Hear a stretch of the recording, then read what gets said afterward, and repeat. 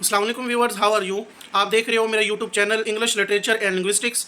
आज की इस वीडियो में हम डिस्कस करेंगे क्रिटिकल एनालिसिस और critical appreciation of the poem go and catch a falling star by John Donne. तो इसके हवाले से हम डिस्कशन करेंगे कि इसमें इसको हम क्रिटिकली कैसे एनालाइज कर सकते हैं और इस पोएम में जॉन डोन ने जो लिटरेरी डिवाइसेस या लिटरेरी एनालिसिस किया है वो किस तरह से किया है, इसको डिस्कस करेंगे। चलते हैं वीडियो की जानिब और डिस्कस करते हैं कि critical analysis of the poem go and catch a falling star by John done.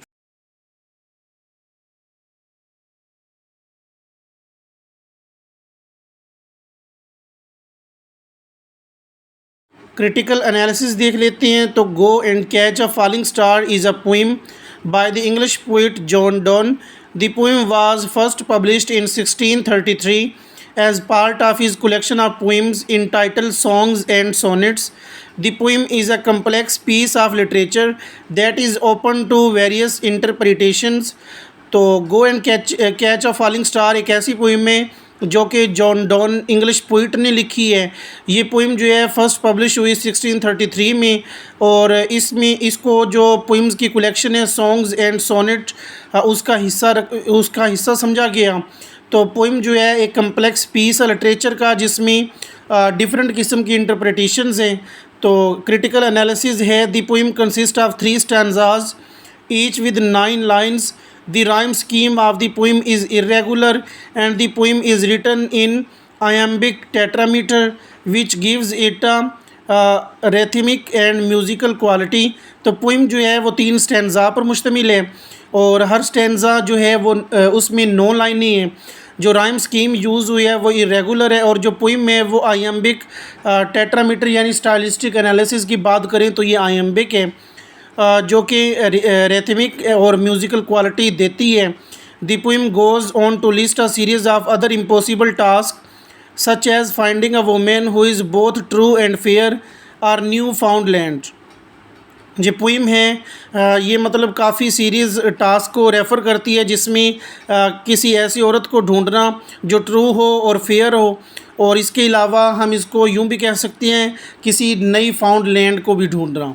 The poem uses hyperbole and irony to convey the speaker's skepticism about the possibility of finding such things.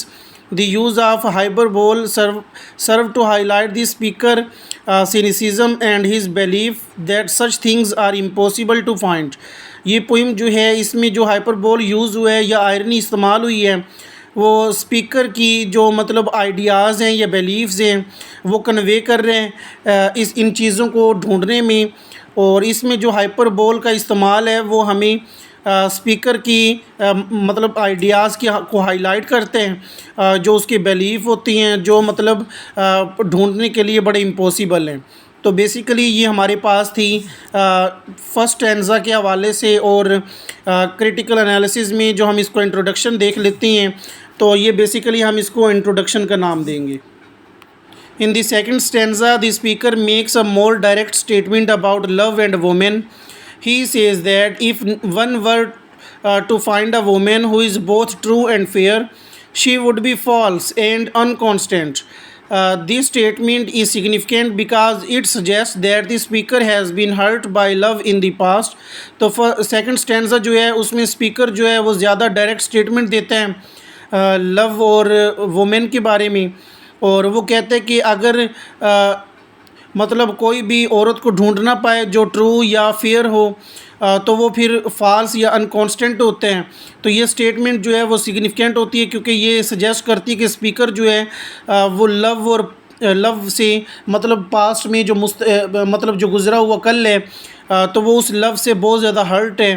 तो last stanza जो है in the third stanza the poem takes a more playful turn and the speaker offers a more positive solution to the problem of finding a faithful woman.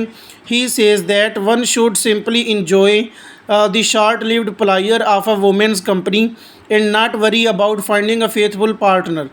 तो third stanza में poem जो है वो एक playful turn लेती है जिसमें speaker जो है वो ऑफ़र करता है एक पॉजिटिव सोल्यूशन को फेथफुल वोमेन को ढूंढने की प्रॉब्लम को सॉल्व करने के लिए। वो कहते हैं कि किसी एक को मतलब जो शार्ट प्लायर होती है खुशी होती है उसे इंजॉय करना चाहिए वोमेन की कंपनी में, और उसे ज़्यादा परेशान होने की ज़रूरत नहीं है कि वो फेथफुल पार्टनर ढूंढे।